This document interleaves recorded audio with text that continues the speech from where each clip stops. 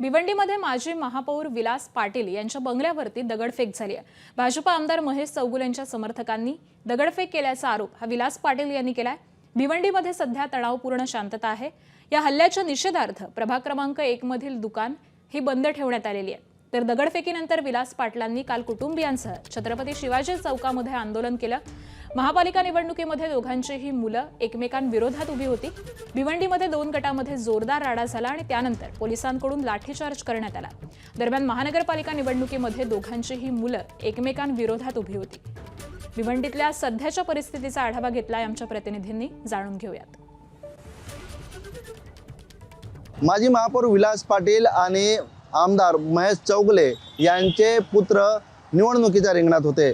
मात्र कोणार्क विकास आघाडीचे मयुरेश पाटील यांच्यामुळे भाजपचे आमदार महेश चौगुले यांच्या मुलाचा पराभव झाला आणि त्यानंतर मात्र या वादाला सुरुवात झालेली होती। आपण जर पाहिलं तर मोठा राडा या ठिकाणी काल रात्री पाहायला मिळालेला होता।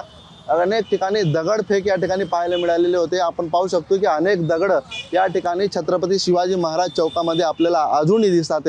काचेच्या बाटल्या फोडण्यात आल्या आणि लाकडी दांडाने एक दुसऱ्यांवरती मारहाण देखील करण्यात आली होती। गर्दी पांगवण्यासाठी पोलिसांकडून लाठीचार्ज देखील करण्यात आलेला होता आणि परिस्थिती कुठेतरी नियंत्रणात आणण्याचा प्रयत्न करण्यात आला। आणि एकंदरीत आजची परिस्थिती जर आपण या ठिकाणी पाहिली तर माजी महापौर विलास पाटील यांच्या यांच्या घरावरती जो हल्ला झाला त्या हल्ल्याच्या निषेधार्थ आज अनेक दुकानं जी आहेत ते बंद ठेवण्यात येणार आहेत। दोन्ही गटांमध्ये दोन्ही बाजूने परस्पर गुन्हे दाखल करण्यात आलेले आहेत। आणि सध्या आपण जर पाहिलं तर माजी महापौर विलास पाटील यांची फॅमिली जी आहे सध्या नॉट रिचबल येते, घरामध्ये त्यांचे सदस्य नाहीत आहे। आणि आमदार महेश चौगुले यांचा मुलगा देखील या ठिकाणी नॉट रिचबल आहे, तो देखील घरात नाही आहे। आणि सध्या पोलिसांनी गुन्हा दाखल केलेल्या या संपूर्ण घटनेमध्ये पोलीस जे आहेत आता चौकशीला सुरुवात करून जे कोणी दोषी असतील त्यांच्यावरती कारवाई करण्यात येणार असल्याचं सांगितलेलं आहे। अनिल वर्मा, एबीपी माझा, भिवंडी।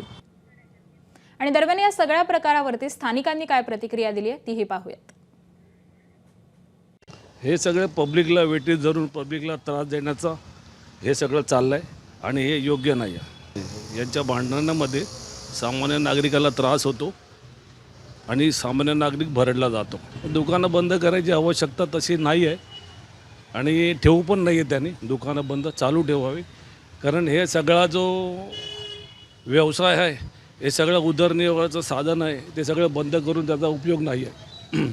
आणि जे काय होते ते योग्य नाही वाटत आहे, हे कुठंतरी थांबलं पाहिजे। तो काय म्हणजे काय वाटतं तुम्हाला या प्रकरणात? हे प्रकरण आता हे स्टॉप करायला पाहिजे होतं। अशा भानगडी करून कोणाचं भलं होणार नाही। आणि थोडक्यात म्हणजे काय, ही सुसंस्कृत एरिया आहे आणि हे असं करणं योग्य नाही। एबीपी माझा, उघडा डोळे बघा नीट।